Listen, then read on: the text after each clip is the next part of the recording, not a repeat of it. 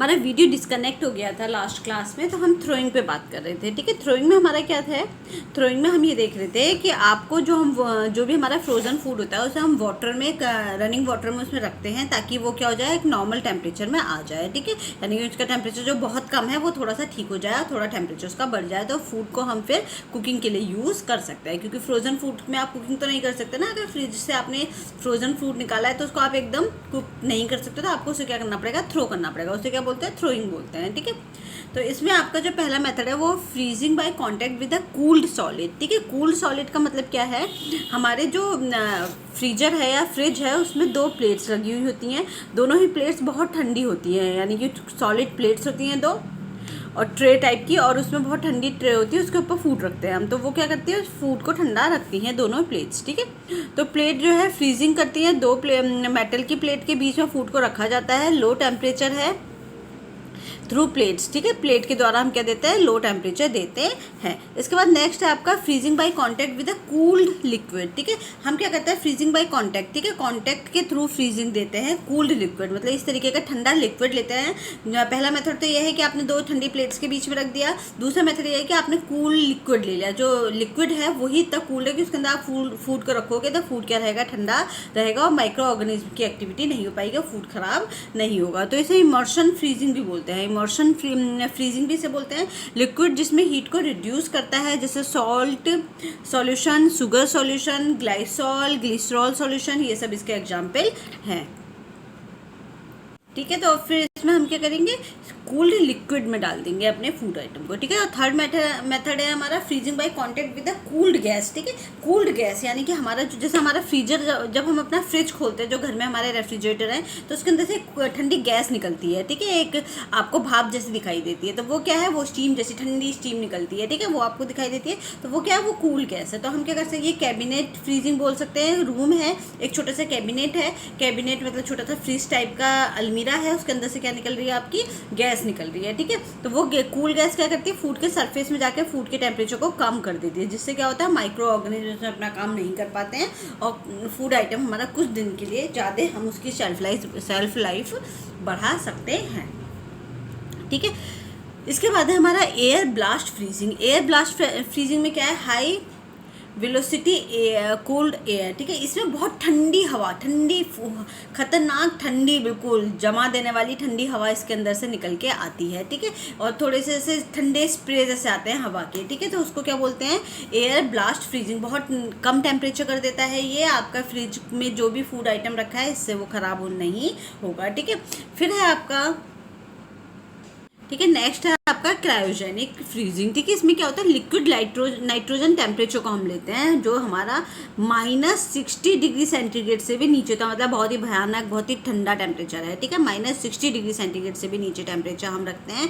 ये हम किसके लिए यूज़ करते हैं? लिविंग सेल को प्रिजर्व करने के लिए यूज़ करते हैं। ठीक है, जो लिविंग सेल्स होती हैं बॉडी की, एनिमल सेल्स की, जो जिंदा सेल्स हमारी बॉडी से हम निकाल के, जैसे आपका ओवम और स्पर्म हो गया, ठीक है, ये क्या है? लिविंग सेल्स हैं। ठीक है, इनको प्रिजर्व करने के लिए हम ये वाली टेम्परेचर को यूज़ करते हैं। ठीक है, तो ये हमारा क्या था? फूड आइटम को लो टेम्परेचर पे यूज़ करने के लिए हमारे पास इतने मेथड्स हैं। अब नेक्स्ट है हमारा फूड इरिडेशन। ठीक है, फूड इरिडेशन में क्या है? हम रेडिएशंस यूज़ करते हैं। रेडिएशन क्या होती है? जैसे आपकी किरणें, ठीक है, तेज किरणें, ठीक है, इन किरणों को, रेडिएशंस को हम यूज़ करते हैं। इसमें गामा रेज है, अल्फा रेज है, इलेक्ट्रॉनिक बीम्स हैं, और रेडियो एक्टिव मटीरियल्स हैं। ठीक है, इन सब चीज़ों का हम यूज़ करते हैं फूड रेडिएशन।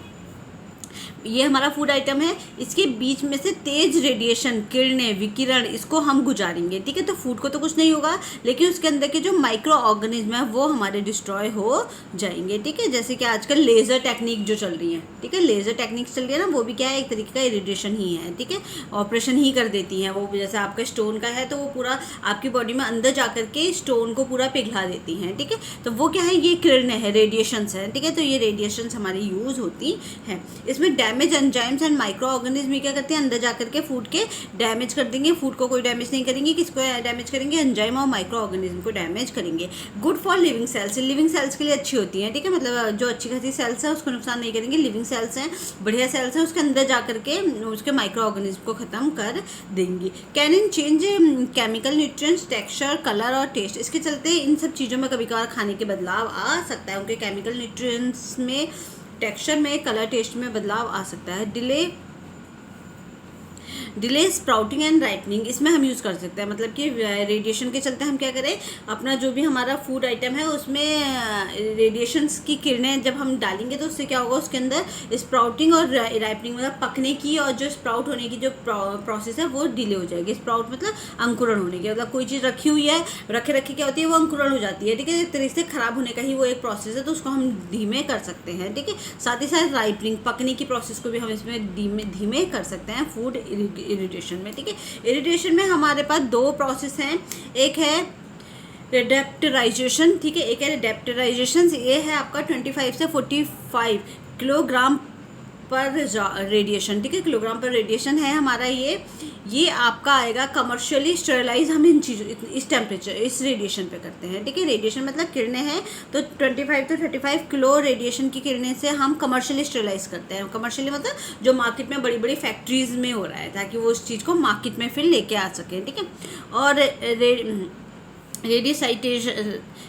रेडियसाइडेशन है हमारा, ये 10 किलोग्राम पर रेडिएशन से भी कम में होता है। इसमें non spores forming pathogen bacteria के लिए हम इसको यूज़ करते हैं, ताकि इन बैक्टीरिया को हम क्या कर सकें, हटा सकें, ठीक है, इनको ख़त्म कर सकें। तो इसके लिए हम ये वाला रेडियसाइडेशन हम यूज़ करते हैं और रेडिएटाइजेशन हम करते हैं ये वाले के लिए, ठीक है। चलो समझ में आ गया आपको। तो ये रेडिएशन के थ्रू हम ये कर सकते हैं, अपने खाने की चीज़ में से किरणें निकालें, तेज किरणें होती हैं, ये एक तरीके के रेडिएशंस बोलते हैं हम इन्हें, ठीक है। रेडिएशन को, किरणों को विकिरण भी बोलते हैं इसे हिंदी में। इसको निकाल करके हम उस फूड आइटम के बीच में से गुजारेंगे, तो फूड आइटम के अंदर जितने भी एंजाइम्स होते हैं, माइक्रोब्स होते हैं, वो क्या होने लगते हैं, डीएक्टिवेट और डिस्ट्रॉय होने शुरू हो जाते हैं।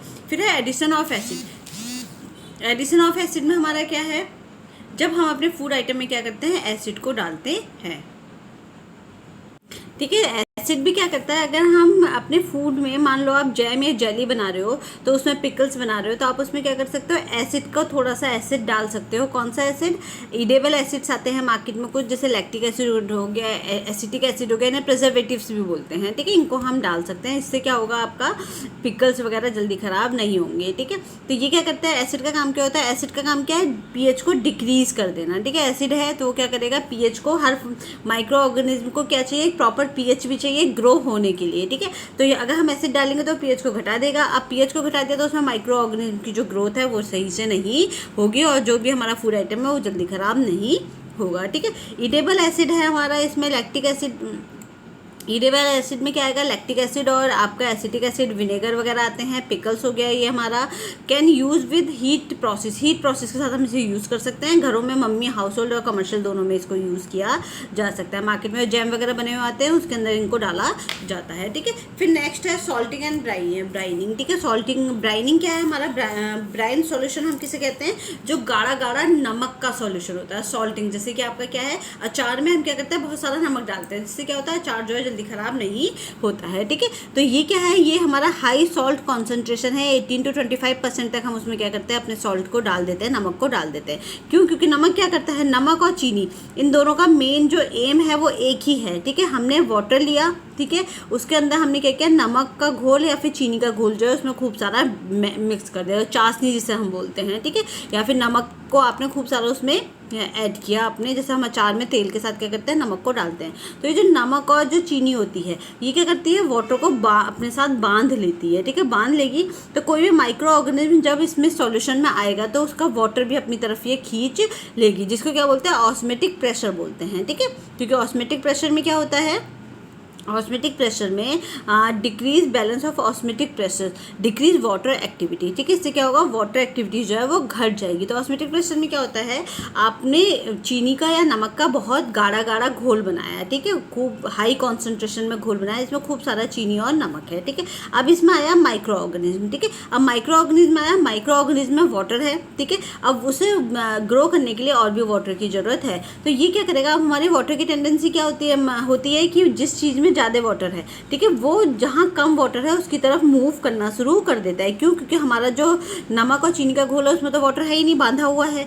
तो यहाँ से जो वाटर है वो सारा का सारा वाटर कहाँ चला जाएगा, हमारे नमक के और चीनी के घोल में ऐड हो जाएगा, ठीक है, उस तरफ को वो मूव करेगा, जिससे जो माइक्रो ऑर्गेनिज्म हमारे फूड में आया था वो सूख जाएगा, वो डिहाइड्रेट हो जाएगा, उसका सारा वाटर चला जाएगा, तो उसकी क्या हो जाएगी, डेथ हो जाएगी। और हमारा जो चीज़ है, वो जो भी फूड आइटम है वो ख़राब नहीं होगा। तो अचार में हम यूज़ करते हैं नमक को, और जो हमारा जैम, जेली या इसके अलावा मुरब्बे हो गए, स्क्वैशेस हो गए, उसमें हम क्या यूज़ करते हैं, चीनी को यूज़ करते हैं। तो दोनों का जो कॉन्सेप्ट है ऑस्मेटिक प्रेशर का ही कॉन्सेप्ट है, ठीक है। तो decrease balance of osmotic pressure, decrease water activity. तो इससे क्या होगा, वाटर एक्टिविटी डिक्रीज हो जाएगी, जिससे क्या होगा, आपका जो सेल है वो आपकी डेड हो जाएगी, आपकी सेल जो है वो डेड हो जाएगी। एनारोबिक फर्मेंटेशन की प्रोसेस हम इसमें करेंगे। एनारोबिक फर्मेंटेशन मतलब आपने जैसे हम क्या करते हैं, जब आपने अचार बनाते हो तो आपने नमक को आप अच्छे से, अपनी जो अचार की स्लाइस होती है, जो आपने आम की जो स्लाइस काटी हैं उस स्लाइस में अच्छे से नमक को मिक्स कर देते हो। तो वो क्या है, वो उससे क्या होता है, एनारोबिक फर्मेंटेशन वाली प्रोसेस होती है कि ऑक्सीजन कट आउट होने के बाद भी क्या होगा, आपका फर्मेंटेशन वहाँ देखने को मिलेगा, ठीक है। तो उसमें स्लाइस में फर्मेंटेशन देखने को मिलता है, ठीक है। तो ये क्या है, ये आपका सॉल्टिंग ब्राइनिंग है। इसमें है आपका केमिकल पिकलिंग है, आपका ब्राइनिंग सॉल्यूशन हम इसमें यूज़ करते हैं केमिकल्स के साथ, ठीक है। पिकलिंग में हम ब्राइनिंग सॉल्यूशन को यूज़ करते हैं। ब्राइनिंग सॉल्यूशन मतलब नमक का घोल, ठीक है, सॉल्टिंग। इसमें आपका गाढ़ा नमक का घोल, ठीक है। इसमें फर्मेंटेशन पिकलिंग भी हो सकता है। फर्मेंटेशन पिकलिंग में क्या होता है, इसमें क्या करते हैं, ये हमारे वहाँ तो नहीं, चाइनीज़ वगैरह में ज़्यादा यूज़ होता है। जैसे सॉसेज होते हैं हमारे, सॉर्कट हैं आपका, ये आपकी क्या है, ये कुछ कुकुम्बर, इन सबको क्या करता है, फर्मेंट किया जाता है, और ये अपने आप ही क्या करता है, लैक्टिक एसिड जो है वो प्रोड्यूस करने लगते हैं। मतलब आपने क्या किया, सब्जी को कट करके नमक के घोल में डाल दिया, फिर वो अपने आप ही फर्मेंट होते रहे, फर्मेंट होने के बाद क्या हो गया, वो लैक्टिक एसिड में उन्होंने प्रोड्यूस करना शुरू कर दिया, ठीक है। तो ये हमारे देश में नहीं है, ये वाला अलग तरीके के फर्मेंटेशंस हैं जो विदेशों में यूज़ होते हैं। जैसे आपने अगर चाइनीज़ मूवी, कोरियन मूवी अगर आप देखते हो तो उसमें आपने देखा होगा, वो इसके पत्ता गोभी के और इन सब चीज़ों के बहुत ज़्यादा वो फर्मेंटेड प्रोडक्ट को यूज़ करते हैं। कमर्शियल पिकलिंग है, इसमें सोडियम बेंजोएट को यूज़ किया जाता है, ठीक है। सोडियम बेंजोएट को हम यूज़ करते हैं कमर्शियल पिकल्स बनाने में, ठीक है, जो मार्केट में जो पिकल्स बन रहे हैं, ठीक है। तो ये हमारा क्या है, सोडियम बेंजोएट जो होता है हमारा एक EDTA है। EDTA की फुल फॉर्म क्या होती है, इथाइलिनिडायामीन टेट्रा एसिटिक एसिड, ठीक है, इथाइलिनिडायामीन टेट्रा एसिटिक एसिड, ठीक है। इसकी है आपकी इथाइलिनिडायामीन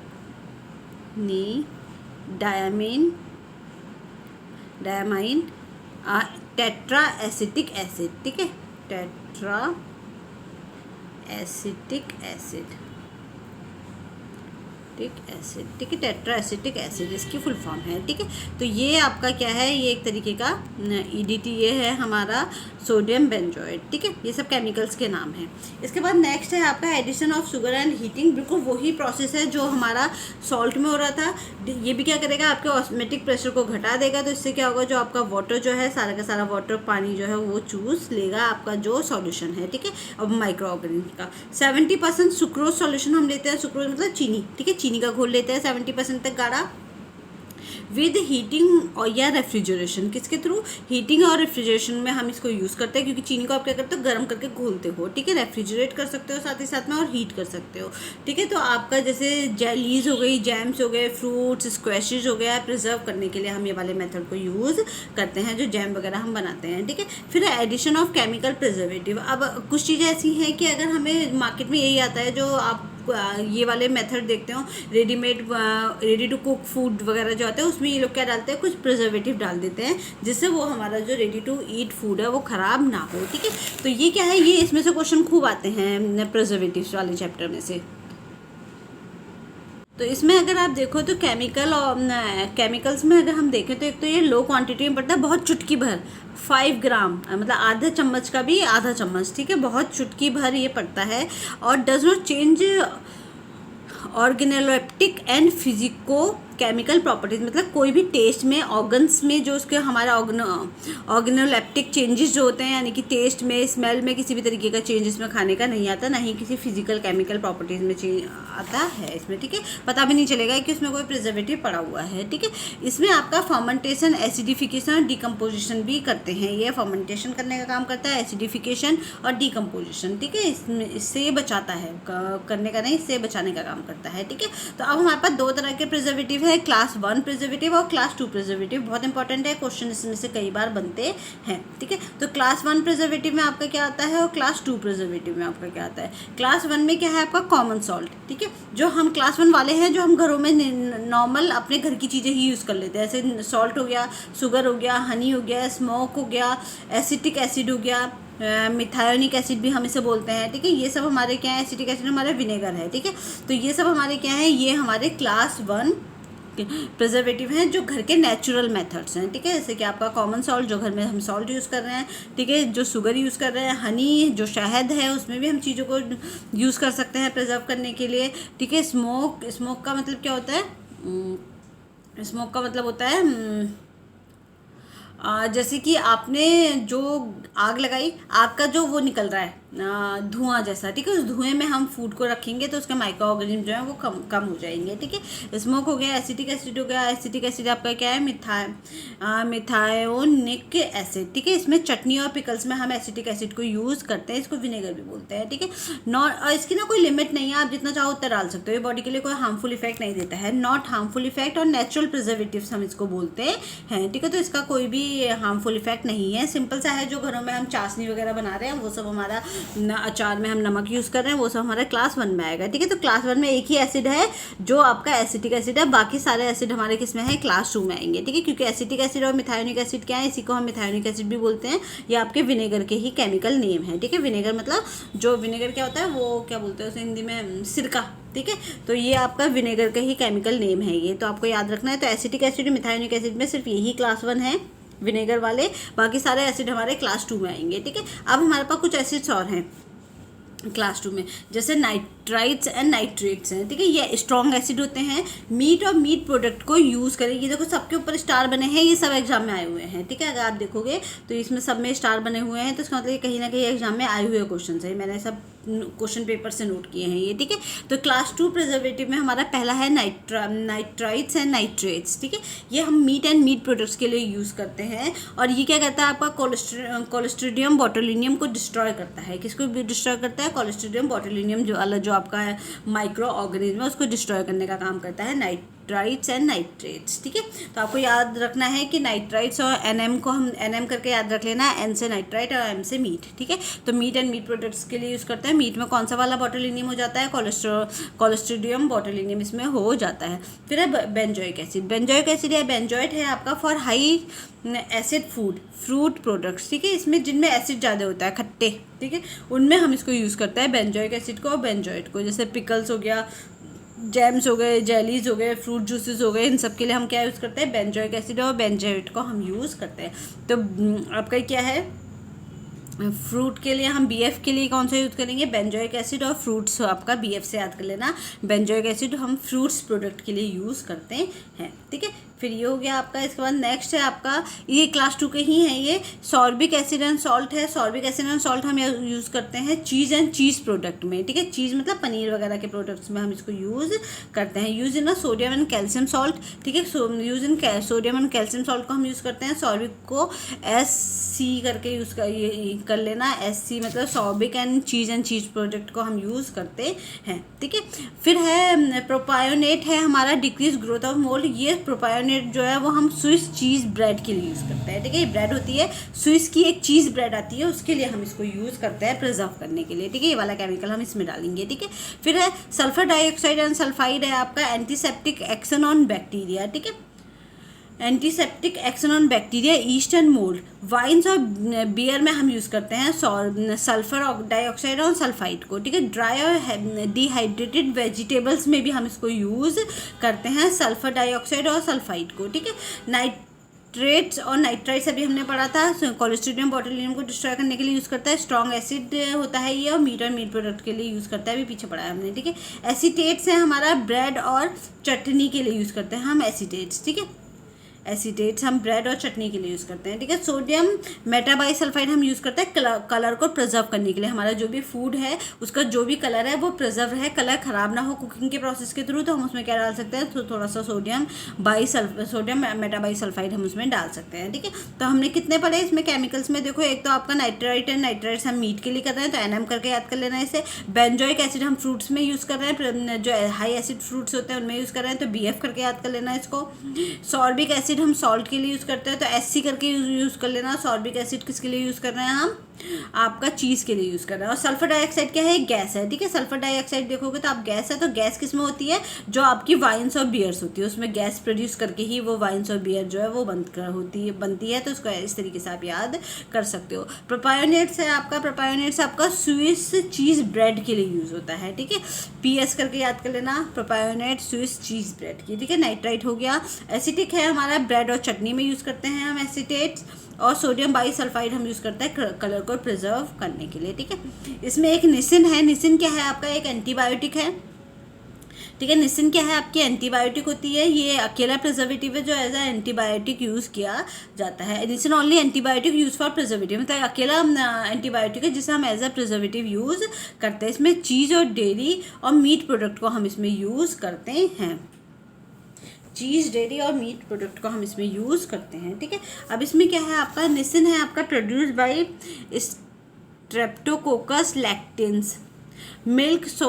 अब निसिन क्या करता है, ये आपका जो स्ट्रेप्टोकोकस लैक्टिन्स है जिसके चलते मिल्क जो है वो आपका जो मिल्क जो है वो ख़राब हो जाता है, उसको ये हटाने का काम करता है, ठीक है। तो nisin produce by streptococcus lactin milk souring microbes के द्वारा एंटीबायोटिक निसिन बनता है, ठीक है। तो जब हमारा निसिन बन रहा है तो उससे हम क्या इसको फिर हम किस में यूज़ करते हैं, चीज़ और डेयरी में हम यूज़ करते हैं। तो निसिन क्या है, एक एंटीबायोटिक है। कहाँ से निकल के आ रहा है, एंटीबायोटिक हमारा निकल के आ रहा है स्ट्रेप्टोकोकस लैक्टिन से निकल के आ रहा है, ठीक है। जब हमारा मिल्क सोरिंग माइक्रोब्स के द्वारा एंटीबायोटिक निसिन जो है वो बनता है, ठीक है। तो निसिन को याद रखना है, निसिन एक एंटीबायोटिक है और हम किस में यूज़ कर रहे हैं इसको, चीज़ और डेयरी प्रोडक्ट या मीट प्रोडक्ट में हम इसको यूज़ करते हैं प्रिजर्वेटिव की तरह, ठीक है।